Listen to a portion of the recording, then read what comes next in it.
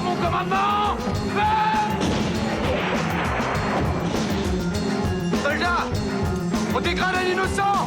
Je vous ai compris. En position de tir!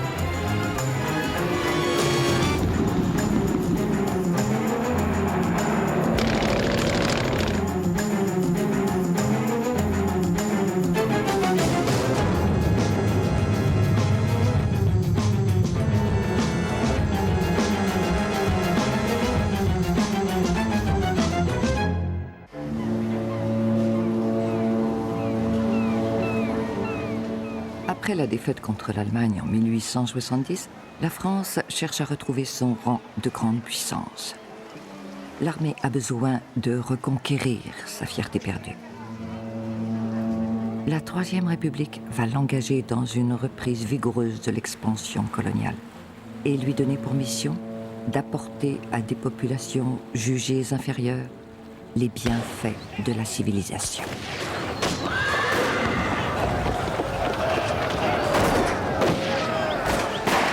Troupes de marine et légions étrangères en tête vont devenir l'armature de cette mission civilisatrice. Et c'est un juste équilibre républicain composé de soldats de métier et de conscrits qui part à la conquête du monde. Donc l'armée essuie une défaite très très lourde et elle a besoin de se retrouver des modèles, elle a besoin de se retrouver des héros. Je crois que comme toute institution, mais l'armée tout particulièrement, a besoin d'avoir des guides un petit peu, des repères à suivre extrêmement précis. Je crois que c'est inné à ce type d'institution dans lequel le rapport de hiérarchie, le rapport du modèle est extraordinairement important. Ils ont le sentiment, avec d'autres comme Lyautey, que la France régénère dans cette conquête coloniale et que par le nombre de kilomètres carrés et dit-on à l'époque, je m'excuse du terme, d'indigènes qui sont sous ses ordres, elle retrouve son rang de grande puissance. L'Afrique équatoriale, l'Afrique occidentale, Madagascar, le Tonkin, la Cochinchine, le Laos dessinent à la fin du XIXe siècle la carte d'un vaste empire, le deuxième du monde après l'Angleterre.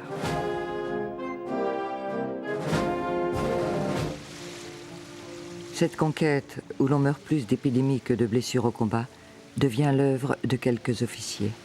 Gallieni, Lyautey, Joffre. Ils ont une sorte, pour certains d'entre eux, d'exaltation, de notion de mission civilisatrice, ce qui n'empêche pas, hélas, quelques soudards qui vont se comporter en conquistadors purs et simples, en pillant, en cassant. En fait, il y a eu deux moments. La conquête suivi parfois de l'acculturation, la négation totale de l'autre. On l'a vu en Algérie, lorsqu'on saisit des mosquées à Alger pour les transformer en églises. Mais ensuite, il y a cet intérêt et cette notion de mise en valeur. Les militaires sont les premiers concernés. Et très vite, l'armée va aussi trouver un rôle qu'elle va d'ailleurs qualifier elle-même de bâtisseur.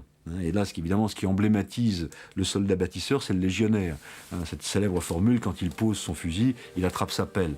Donc c'est cette idée que cette armée va jouer un rôle éducateur extraordinairement important. C'est-à-dire que l'armée va être un peu l'équivalent de l'instituteur. Si la Troisième République est dans les campagnes marquée par ses apôtres, ces hussards noirs de la République qui vont apprendre aux enfants les vertus républicaines, l'égalité, la fraternité et tous ces symboles extrêmement forts, l'armée va un peu jouer ce rôle-là outre-mer à travers les supplétifs ou les troupes indigènes qu'elle va recruter.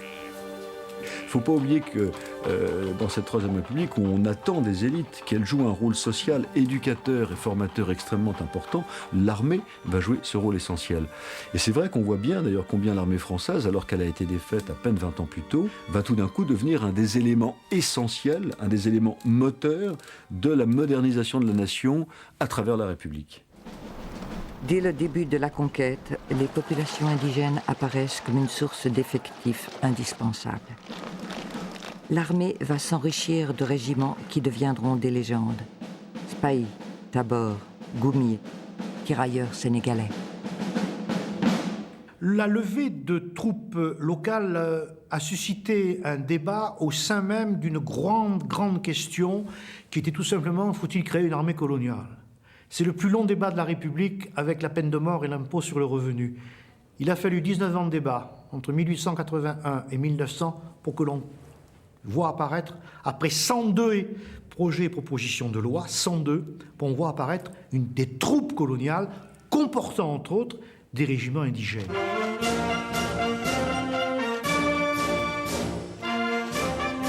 À l'origine, le recrutement de ces tirailleurs indigènes est une nécessité. La conquête de l'Afrique, on pourrait dire qu'elle a été faite par 150 Européens en tout. Qu'aurait-il pu faire pour conquérir des millions de kilomètres carrés sans l'aide de ces milliers de supplétifs? Et puis très vite, dans un second temps, ces supplétifs, devenus des soldats réguliers, vont aussi devenir des modèles de la colonisation. Le recrutement des troupes indigènes permet de garantir l'ordre local et d'envisager de rééquilibrer sensiblement les effectifs face à l'ennemi héréditaire, l'Allemagne. Avant la mobilisation de 1914, l'effectif de soldats indigènes représentera 48 700 soldats.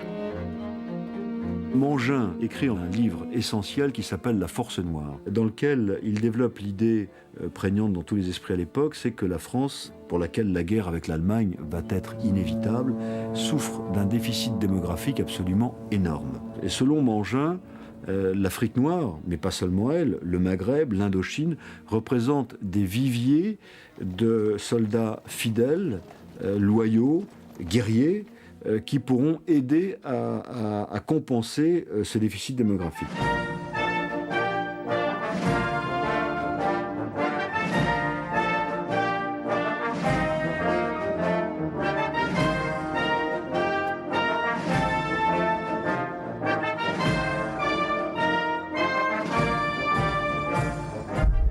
En France métropolitaine, l'armée et les dirigeants vivent dans la préparation d'une revanche. Les officiers jouissent d'un statut privilégié, le prestige de l'uniforme, mais souffrent de soldes relativement faibles. J'aime les militaires, leur uniforme coquet, leur moustache et leur plumet. Avant 1914, on compte 20 000 officiers, dont à peine 300 généraux. Les écoles d'officiers comme Polytechnique ou Saint-Cyr recrutent sans difficulté depuis le désastre de 1870. Et l'armée apparaît comme le principal débouché offert à la noblesse en régime républicain. Vers 1900, les officiers en France ont une vision très ambivalente, très hétérogène de la guerre à venir. D'un côté, on connaît les effets des nouvelles armes, mais en même temps, il y a le côté très français, le côté très folia française, qui veut que l'on fasse la guerre avec panache, avec de grands bataillons, avec le sabre clair. Et donc, l'idée de la guerre et ce mélange des deux, j'aurais tendance à dire que du côté de Saint-Cyr, on pense à la gloire et au panache, et du côté de Polytechnique, à la technique et au canon. La revanche se prépare aussi dans les forges. Et il est désormais évident que la puissance et la mobilité du feu seront décisives sur le champ de bataille. Dans ces premières années, la Troisième République consacre près de 30% du budget de l'État aux dépenses militaires. Les ingénieurs en armement mettent au point le fusil Lebel, le plus rapide de l'époque, avec un tir de 10 coups à la minute, et le canon de 75 sans recul, tirant 12 coups à la minute. Le canon de 75 est une merveille technologique. On a jugulé le recul pour la première fois depuis 5 siècles d'histoire de l'artillerie, mais on n'a pas prévu de pouvoir le faire tirer à 45 degrés, ce qui permettrait d'avoir la plus grande portée. Et on considère que l'artillerie qui tire au-delà de 4 km n'est pas importante. Donc là aussi, période d'ambivalence entre les possibilités techniques que l'on pressent et la gangue des mentalités qui empêchent quelquefois d'évoluer.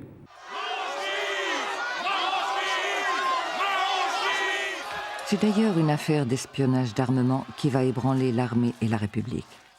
Un officier juif, Alfred Dreyfus, est accusé en 1894 d'avoir fourni à l'Allemagne des informations secrètes. Reconnu coupable par le Conseil de guerre, il est condamné à la dégradation et la déportation à vie. Au nom du peuple français, nous vous dégradons. Soldats, on dégrade un innocent. Soldats, on déshonore un innocent. Vive la France. Vive l'armée.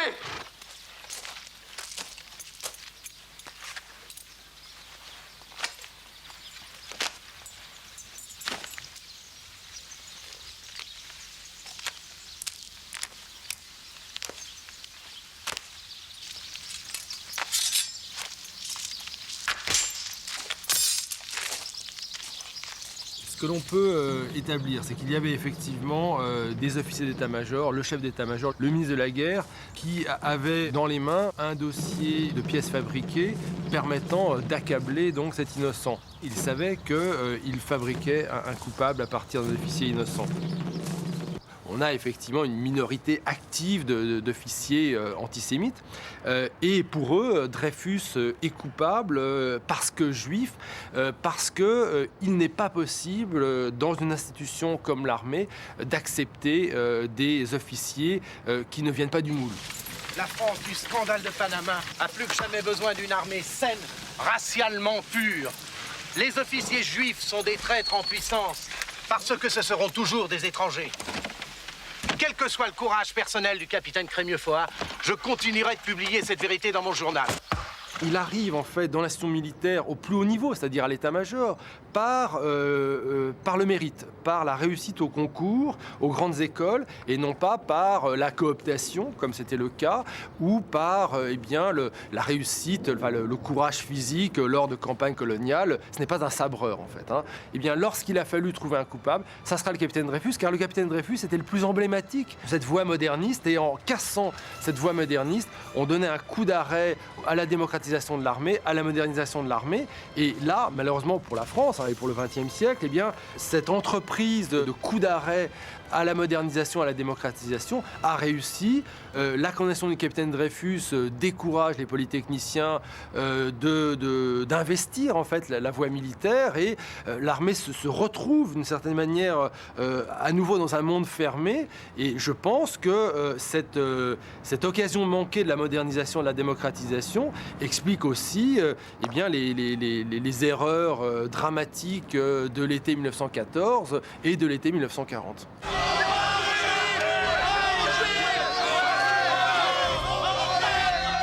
Durant 4 ans, sur fond d'antisémitisme, l'opinion publique et l'armée se divisent entre Dreyfusards et anti-Dreyfusards. À partir de 1898, la presse et une partie des intellectuels français, dont Émile Zola, s'emparent de l'affaire. Il s'agit de faire triompher la vérité et les droits de l'homme face à la raison d'État et au culte étroit de la patrie. J'accuse le général de Boisdeffre d'avoir eu entre les mains les preuves certaines de l'innocence de Dreyfus et de les avoir étouffées. J'accuse enfin le premier conseil de guerre d'avoir violé le droit en condamnant un accusé sur une pièce restée secrète. J'accuse. Voilà le titre. En caractère d'affiche, sur toute la première page. On tire à 300 000. L'armée est contrainte de rouvrir le procès de Dreyfus. La machination est démontrée et le capitaine sera réintégré dans l'armée en 1906. Aux yeux de l'opinion publique, l'image de l'institution militaire, gage de probité et de cohésion, est profondément entachée.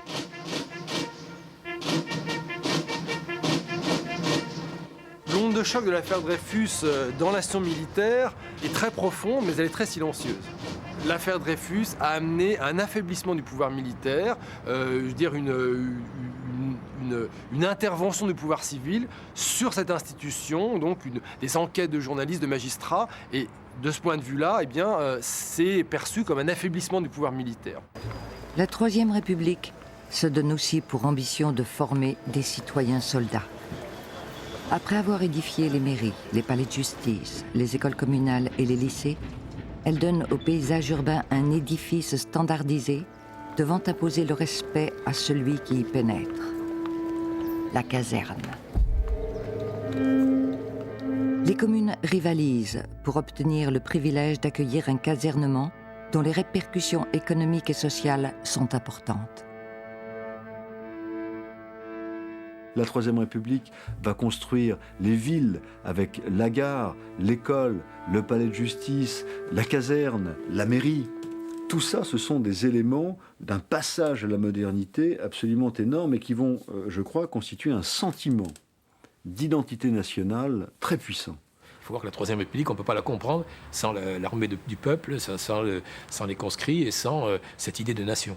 C'est cette idée qu'on peut se sacrifier pour la nation. Et donc, le mot nation était le mot synthèse qui permettait de renouer des gens de tendance encore qui n'étaient pas très républicaines, ceux qui voulaient la République. Donc, je dirais, l'armée de la nation, c'est aussi l'armée de la République, parce que ça renvoie au passé du pays, à la nation en danger, à vouloir vivre en commun. Quoi. Donc, on est vraiment sur les grands thèmes républicains. Avant de partir au régiment, lorsqu'est venu le jour du tirage, je me souviens que je marchais crânement avec les conscrits de mon village.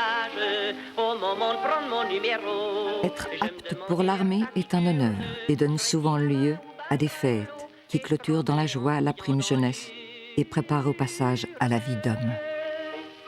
quand on se dit faut quitter le patelin, ça ferme ses cochons et ça rose. On a beau faire le malin, et ça vous fait tout de même quelque chose.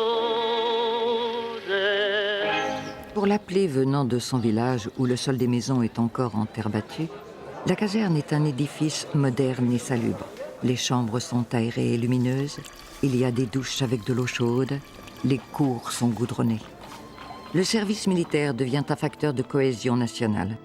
Il doit être, selon Gambetta, la représentation exacte et complète de la France. L'idée d'universalité et d'égalité devant le service militaire progresse. Une loi est votée en 1905, supprimant le tirage au sort et imposant un service obligatoire et universel de 2 ans. Ce service militaire, à cette époque-là, globalement, est accepté, ce qui est très surprenant, car durant tous les siècles précédents, il y a toujours eu une grande réticence de la population à accepter cet impôt du sang que l'on demande. Mais depuis la défaite et l'humiliation de 1870, finalement, la population dans son ensemble a commencé à accepter le principe. Et c'est le moment où en même temps arrivent les chemins de fer, où on crée un État qui a l'air puissant, et ça donne à tout le monde l'idée que ce service-là représente un peu l'avenir. C'est la première fois que des conscrits vont voyager. C'est la première fois qu'ils vont dormir sur des lits pour beaucoup d'entre eux. C'est la première fois qu'on va leur donner un pantalon en drap. C'est la première fois pour beaucoup d'entre eux qu'ils vont porter des chaussures. C'est la première fois qu'ils vont avoir des robinets avec de l'eau chaude. C'est la première fois qu'ils vont manger 1 fois par jour de la viande. Donc on voit bien que, ne serait-ce que sur le plan de l'armée, c'est un passage à la modernité énorme. Mais l'armée, elle est aussi vue comme l'endroit où l'on a tous les tourments. C'est la ville, c'est le tabac, c'est l'oisiveté, c'est les filles, c'est les maisons de tolérance, c'est la syphilis. Donc c'est beaucoup de choses que la société rurale du temps, que la société fort marquée par l'Église catholique, sent très très mal et parce qu'elles ne correspondent pas à ces valeurs fondamentales. Donc il y a sans aucun doute une grande ambivalence. Le moment de faire le service militaire, c'est le passage à la vie d'adulte. Il y avait une formule célèbre au soir des conseils de révision, bon pour le service, bon pour les filles. Et si on ne faisait pas le service, on était quelquefois pas bon pour le mariage, dans l'imaginaire et la psychologie des campagnes. Mademoiselle, voulez-vous de moi comme amoureux? Je dois vous prévenir, je suis militaire. À votre costume qui me fait sans plus de manière, je m'en doutais bien un peu. Mais l'antimilitarisme n'a pas quitté pour autant le débat public. La presse radicale et socialiste multiplie les publications fustigeant la vie militaire. Au début du XXe siècle, l'armée est encore utilisée pour le maintien de l'ordre ou pour briser, comme en 1905 dans le Languedoc, les grèves de viticulteurs. Jean Jaurès va porter encore plus loin le débat en publiant en 1911 l'Armée nouvelle. L'armée du peuple ne serait plus basée sur la conscription unique, mais sur des convocations répétitives, préparant tout au long de la vie les citoyens au métier des armes. Mais le débat sur l'organisation de l'armée va brutalement s'interrompre. Depuis l'assassinat de Jean Jaurès, le 31 juillet 1914, il n'y a plus de voix pour s'opposer à la guerre. Et c'est l'ensemble des partis politiques, de droite comme de gauche, qui votent l'entrée en guerre du pays dans un élan général que Poincaré nommera l'Union sacrée. Le concept de nation armée, forgé depuis une quarantaine d'années, va devenir une réalité quand le 2 août 1914, la puissante mécanique de la mobilisation générale se met en marche. L'armée française va découvrir une guerre nouvelle, inconnue. Une guerre qui, pour la première fois dans l'histoire, est mondiale. ouvrant des fronts sur le territoire, dans les colonies et en Orient, impliquant des forces coalisées sur terre, sur mer et dans les airs.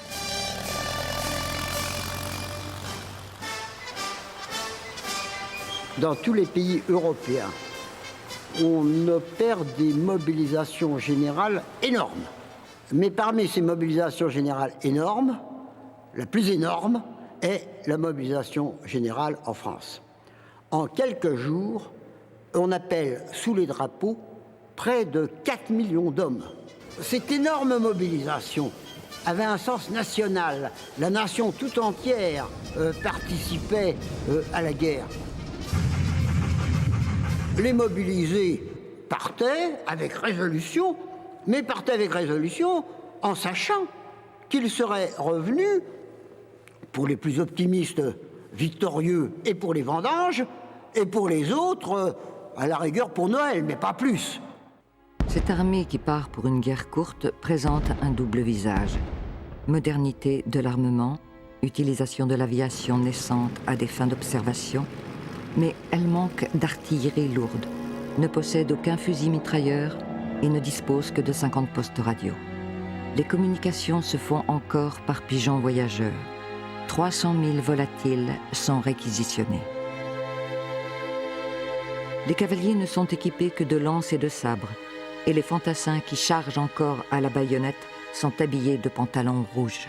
Alors pourquoi est-on avec un pantalon rouge? Bien parce qu'on estime finalement, sans le dire, sans en avoir vraiment conscience, qu'on doit gagner cette guerre contre l'Allemagne un petit peu avec les mêmes méthodes, avec le même uniforme que celui avec lequel on l'a perdu en 1870. C'est un ministre qui dit à la Chambre, le pantalon rouge, c'est la France. Et donc on ne peut pas en changer. Ce sont les Parisiens qui, lors de défilés où l'on fait des essais de nouvelles tenues, sifflent les troupes qui défilent. Donc il y a une identité de pensée entre les militaires, entre les politiques, entre la population, pour s'opposer à ce changement de tenue qui ne correspond pas à l'idée surréaliste que l'on se fait de la guerre.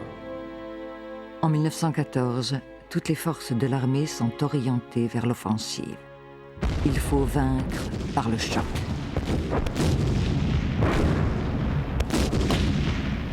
C'est la doctrine de l'offensive à outrance.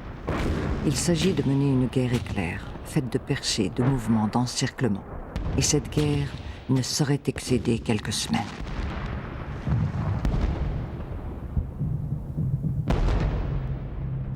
Conséquence sur les soldats, les pertes ont été hallucinantes. Le 22 août 1914, 27 000 morts pour la journée, pour la seule armée française. Hein? Non, les pertes ont été absolument terrifiantes.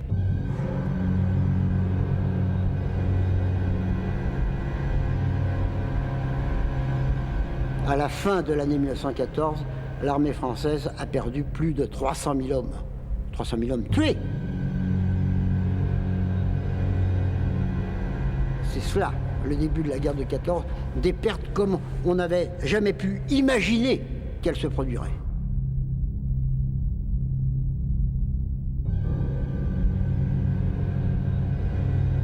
Avec l'entrée en guerre, le territoire est découpé en deux zones.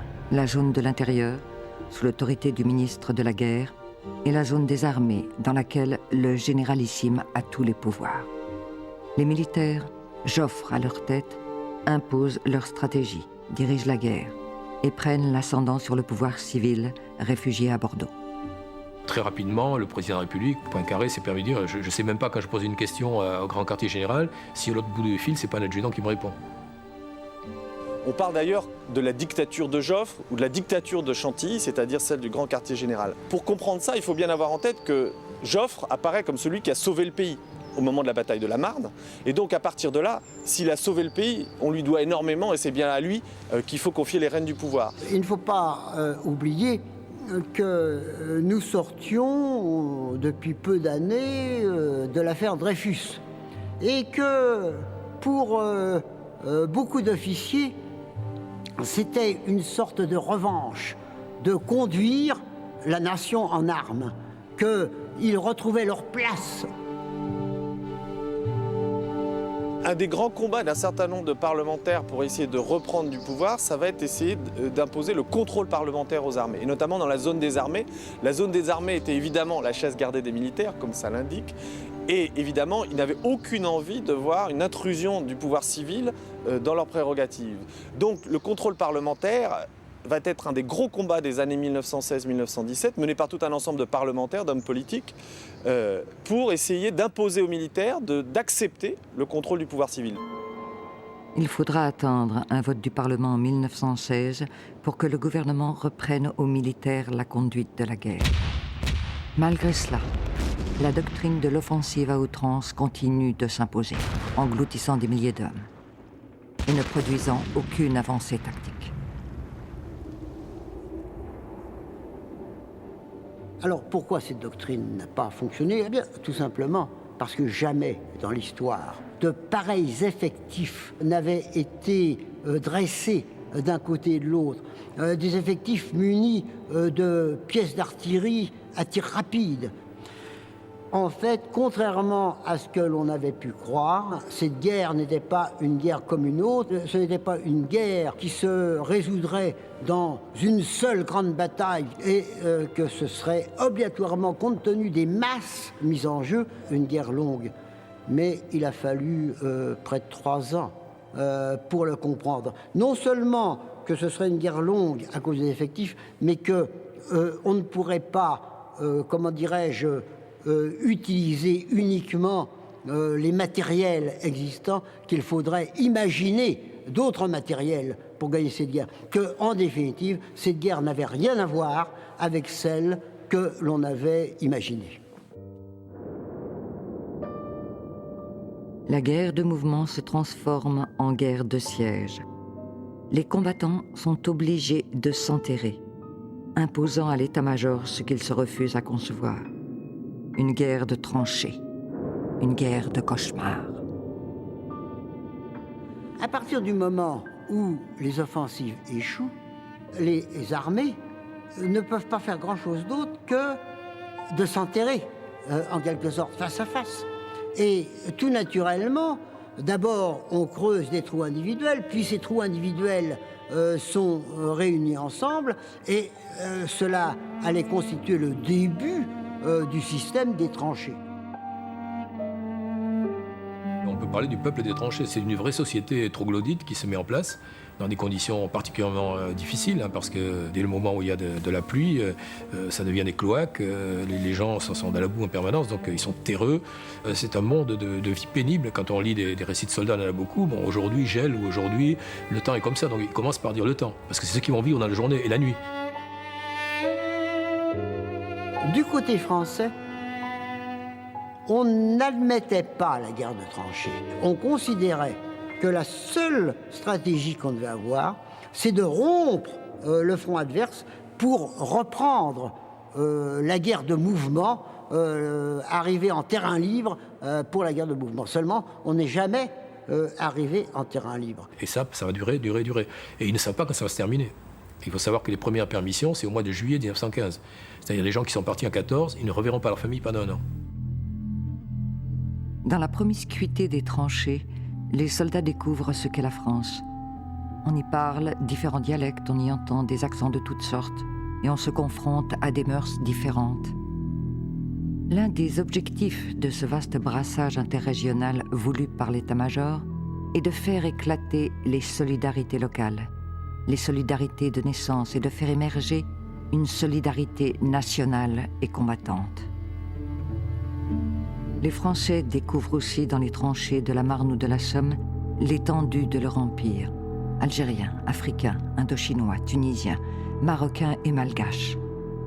Ils seront environ 400 000 volontaires des troupes coloniales, engagés dans les combats.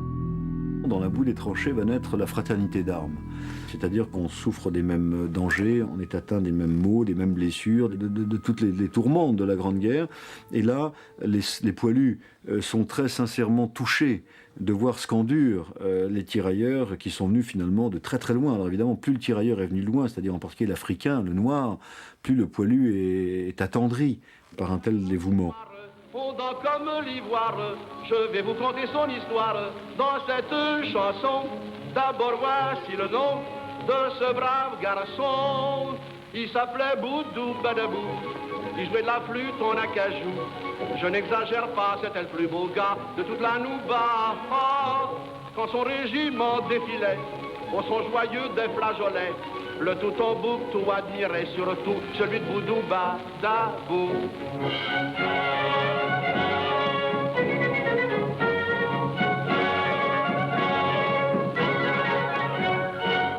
Voyez-vous, vous ne comprendrez pas pourquoi des régiments entiers se font détruire au feu.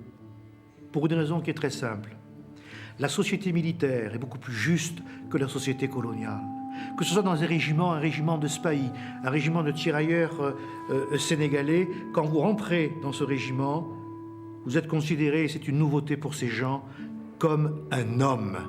Ce qui explique le phénomène très curieux que le mot patrie, l'Alsace-Lorraine, n'a aucun sens pour ces Africains. Mais en revanche, le totem, le drapeau du régiment, le capitaine que l'on va suivre comme un seigneur d'une bande féodale, là, ça a une importance.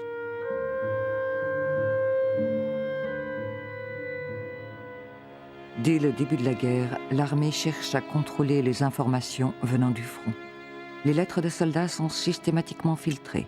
Les journaux de propagande fleurissent et, pour la première fois, grâce au cinéma naissant, l'état-major peut imposer une image animée et rassurante de la guerre et créer un service cinématographique propre à l'armée.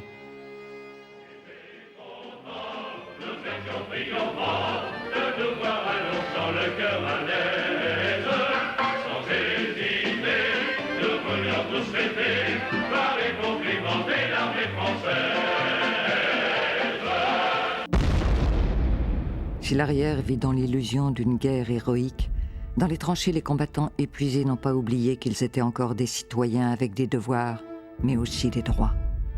Ils tentent de faire entendre leur voix, organisent des révoltes et des mutineries, même si le code de justice militaire est là pour rappeler qu'aucune défaillance à l'obéissance ne peut être tolérée. Une armée de citoyens, c'est une armée où les soldats ont des droits. Par exemple, le droit de partir en permission. La désinvolture avec laquelle le commandement, à certains moments, gère les permissions est un grand facteur de mécontentement. C'est une des explications des mutineries de 1917. Les soldats ont des droits, ce sont des soldats citoyens. L'idée qu'on envoyait les soldats se faire tuer sans qu'on en comprenne les motivations fait qu'on va interroger de plus en plus la légitimité de contraindre les soldats à se soumettre à cette législation et à ces pratiques spécifiques du temps de guerre.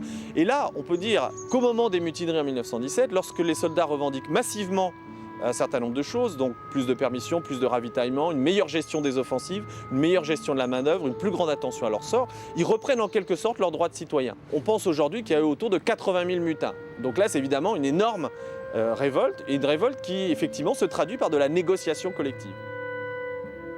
Il est évident que dans la manière dont Pétain va gérer la réponse à la crise des mutineries, il y a deux aspects. Il y a un aspect proprement répressif, c'est-à-dire évidemment faire juger par la justice militaire comme ça a été fait un certain nombre de mutins, et d'ailleurs il y en a une trentaine qui a été exécutée, sans compter tout un ensemble d'autres peines de relégation et autres. Mais il y a aussi un aspect, on pourrait dire, positif dans la crise des mutineries, c'est la prise en compte des revendications des soldats quant au régime des permissions et quant à la question du ravitaillement, deux questions qui les préoccupaient énormément.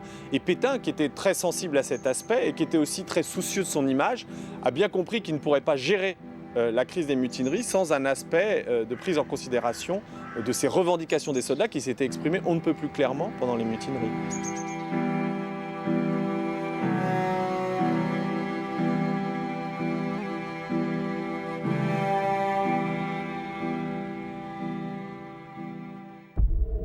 À partir de février 1916, l'Allemagne et la France s'engagent dans une bataille censée décider de l'issue de la guerre. C'est la bataille de Verdun, dans laquelle les deux armées massent leurs forces. Pour la première fois dans l'histoire des guerres, la bataille s'ouvre sur un combat aérien. L'avion s'est imposé comme l'arme moderne, destinée à compter. Et la maîtrise de l'air sera pour celui qui l'acquiert la première des victoires.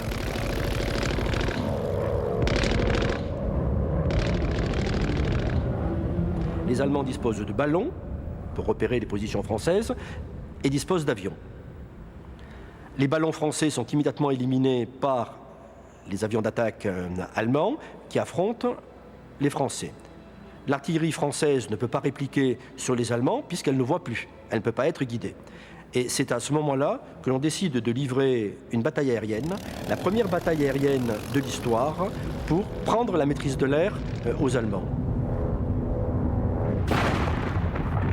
Cette première grande bataille change le cours de l'histoire, comme tout le monde connaît l'importance de la bataille de Verdun. L'aviation joue un rôle primordial. À partir de 1916, on sait qu'on ne peut plus se passer d'aviation.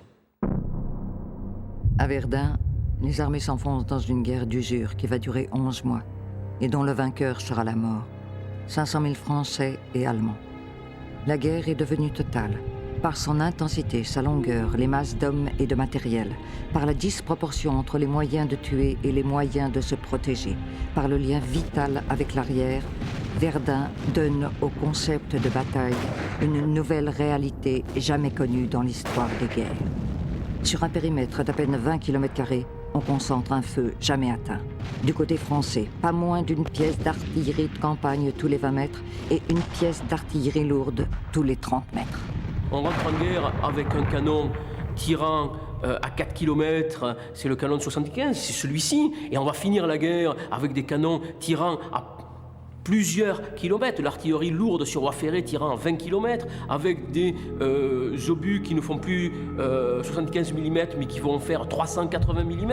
Mais surtout, on a le char. Alors, contrairement à une historiographie quelquefois un peu réductrice, le char, c'est pas le remplaçant du cheval, c'est pas la chevauchée fantastique. Le char, c'est un canon qui roule. Donc, du côté de l'artillerie, c'est ce grand changement sur les portées, sur le mouvement, lié au moteur aussi, avec des tracteurs qui vont tirer les chars en remplacement des chevaux. On va remplacer l'avoine par l'essence. La guerre est devenue industrielle. 1 600 000 hommes sont mobilisés à l'arrière pour la seule fabrication d'armes. Les femmes investissent massivement les usines et contribuent à l'essor de l'industrie d'armement naissante. En 1916, on produit 160 000 obus par jour pour le seul canon de 75. On pensait faire la guerre courte avec quelques centaines de milliers de coups. Les offensives de 1918, par exemple, c'est 1 million de coups par jour, l'équivalent de 150 trains. Donc toute une nécessité de ces nouvelles armes, d'avoir à l'arrière une logistique importante pour amener tout ce qu'il faut pour les faire fonctionner. C'est la première grande guerre industrielle de l'histoire et c'est la première fois que la puissance économique et la puissance industrielle sont des facteurs essentiels de la guerre. En plus, il faut reconnaître que la France, par rapport à l'Allemagne, est un pays qui démarre industriellement, mais qui a une tradition d'entreprise manufacturière où on travaille à 10-15 ouvriers d'une manière artisane. Et là, brutalement, il faut passer à une industrie de guerre où ce que demande l'armée, c'est des canons en masse, des munitions à fournir derrière, des camions, ainsi de suite. Et donc, rien n'est prévu. La France manufacturière termine la guerre avec des entreprises comme Renault, Hotchkiss, Citroën, qui n'étaient rien avant-guerre et qui sortent de là comme étant des usines ultramodernes. Les armes modernes qui émergent du conflit et vont permettre la victoire sont les avions et les chars. En 1914, l'armée possède 170 avions. En 1918, elle en a fait fabriquer 3600. Quant aux chars, ils n'existent pas au début du conflit et leur nombre atteindra 3400 en 1918. Il est évident qu'une armée avec une aviation et des chars ne ressemble plus beaucoup à l'armée qui était partie en campagne en 1914. La fin de la guerre montre, à travers la guerre de tranchées, à travers le début du camouflage, à travers l'utilisation des gaz de combat, qui sont une arme déshonorante s'il en est, et pourtant que l'on va utiliser, montre bien que la notion d'honneur a totalement disparu. On n'est pas dans cette belle guerre que l'on imaginait en août 14, on est dans une guerre industrielle, dans une guerre sordide, dans une guerre de sang et de boue. C'est la fin de la guerre et des grandes chevauchées à la Napoléon.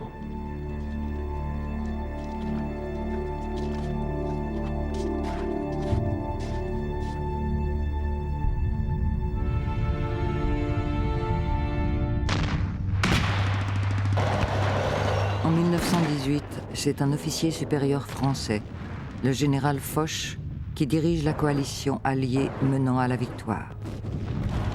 Aux côtés des Britanniques, Américains, Canadiens et Australiens, les Français représentent encore près de 40% des effectifs. L'armée française vient de vivre l'une de ses plus importantes rencontres avec l'histoire. Elle a réalisé ce qu'était le concept de nation armée. Un peuple entier en armes qui a su garder sa terre en tenant 4 ans dans les tranchées.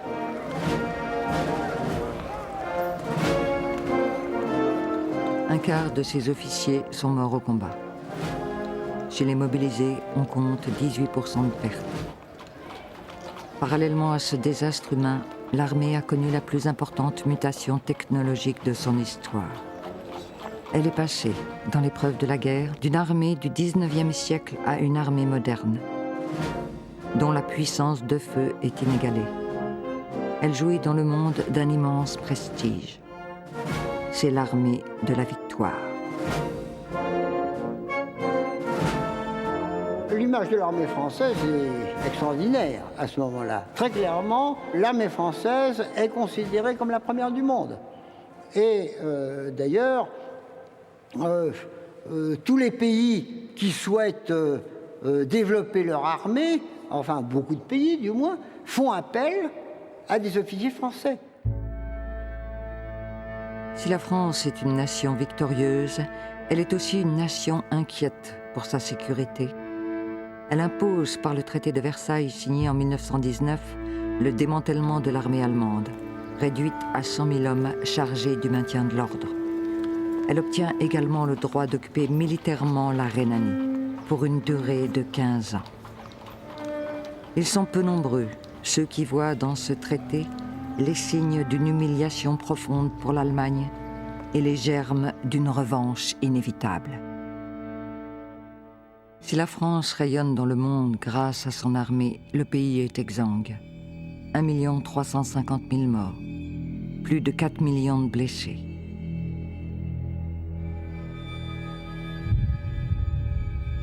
La France est à genoux.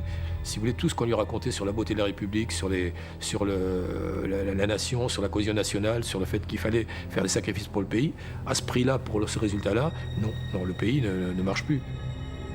C'est une victoire douloureuse, hein. C'est pas la victoire glorieuse. Et donc, personne ne pense à ce moment-là faire de l'armée française une espèce de gendarme du monde. Il y en a que quelques-uns qui le pensent. Une grande partie du territoire sur les fronts du Nord et de l'Est est à reconstruire. Les moyens financiers vont très vite manquer pour l'entretien de cette grande armée et le maintien du programme d'armement. Quant à l'opinion, sous le masque des années folles, elle est profondément traumatisée, dégoûtée de la guerre, et se détourne de son armée. Eh bien, on a taillé des coupes sombres dans l'armement. Les usines de guerre se sont arrêtées, évidemment. Leur personnel a été licencié. La production de chars, la production d'avions.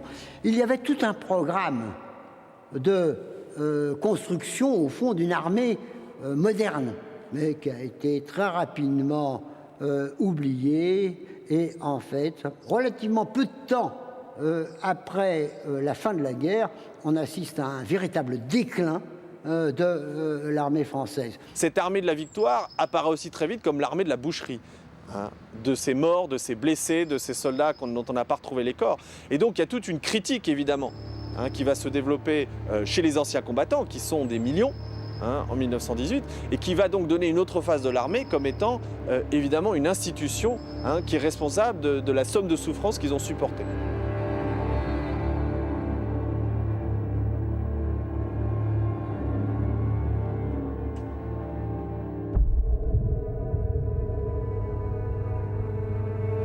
Dans l'immédiate après-guerre, l'État entreprend un vaste chantier de mémoire alliant l'exaltation de l'héroïsme du citoyen soldat et la nécessité du deuil privé. La nation impose que l'on grave les noms de tous ces soldats morts dans le marbre et la pierre. On crée des cimetières nationaux, des monuments commémoratifs dans chaque commune. Ils ont pour objectif de célébrer ceux qui ont versé leur sang et d'imposer l'idée du plus jamais ça. Ce travail de deuil va culminer avec la désignation d'un soldat inconnu, symbole de tous les sacrifiés, que la nation entière se doit d'adopter comme le père, le fils, le frère, à jamais disparu.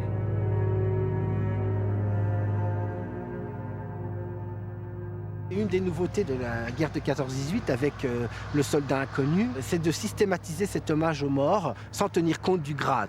Évidemment, dans les guerres précédentes, et notamment pour les guerres napoléoniennes, on a toujours honoré les grands généraux, les grands chefs militaires. Mais avec la guerre de 14, on va systématiser l'hommage aux simples soldats. On est là évidemment dans la tradition du citoyen soldat qui a été cultivé sous la Troisième République. Par ailleurs, pour la première fois en France, un secrétariat d'État est consacré aux anciens combattants. Ces vétérans sont encore des hommes dans la force de l'âge. Ils vont représenter, à travers les centaines d'associations créées, un certain courant de pensée, majoritairement pacifiste. Dans la population globale, les gens qui ont fait la guerre représentent un petit peu plus de la moitié du corps électoral en 1932. Et il y a plus de 3 millions d'anciens combattants cotisant dans les associations. J'y participe à un mouvement d'opinion qui est celui de l'ensemble de l'opinion française, qui est un renversement de la doctrine militaire par rapport à l'avant 1914. Et donc, par rapport à cette stratégie purement offensive, la défensive reprend de l'importance et devient la doctrine officielle. La France et le gouvernement français doivent tenir compte du pacifisme de la population. Pacifisme qui mène en particulier à la politique de défense. Et ce n'est pas rien. Il vaut mieux se défendre qu'être prêt à répondre par l'agression à une agression.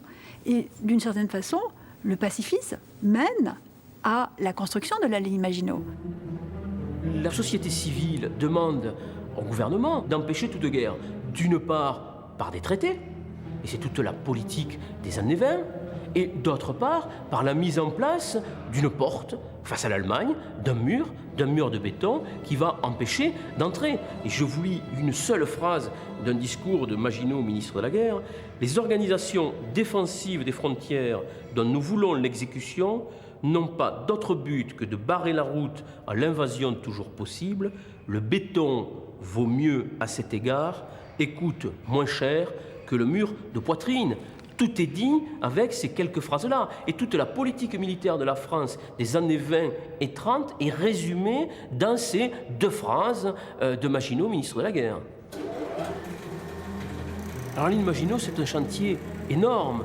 Chantier dans le domaine de l'infrastructure, dans le domaine des budgets, dans le domaine de la logistique. On va construire des centaines de forts, certains très importants, d'autres tout petits. Ce sont des milliers et des milliers de mètres cubes de béton armé. Ce sont des sommes phénoménales englouties dans ces constructions-là et qui ne permettent pas la modernisation de l'armée pendant la même période.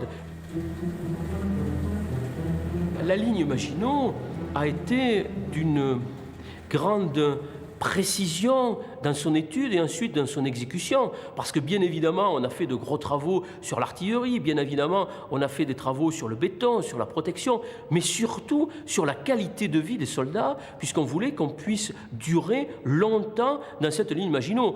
Que ce soit les chambrées, que ce soit les cuisines, que ce soit aussi les lampes à UV pour bronzer, que ce soit les possibilités de salles de sport. Donc il y a une complexité de cette ligne Maginot qui est très très en avance finalement sur son temps.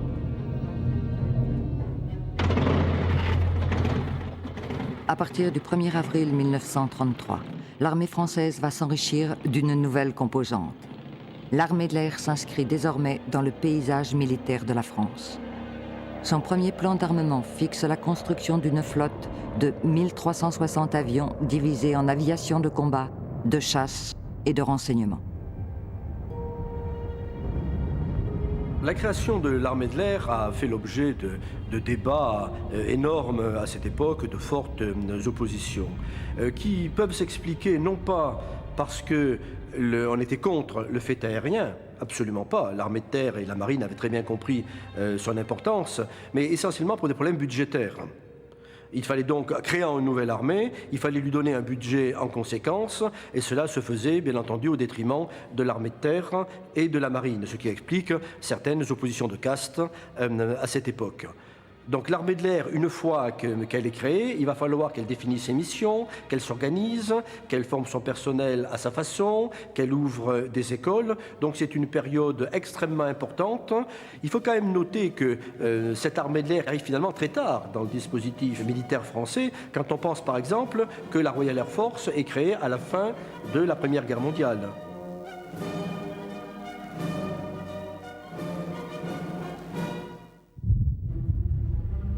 Alors que la moitié des crédits de défense sont investis dans la construction d'un bouclier long de 300 km, la France délaisse son industrie d'armement.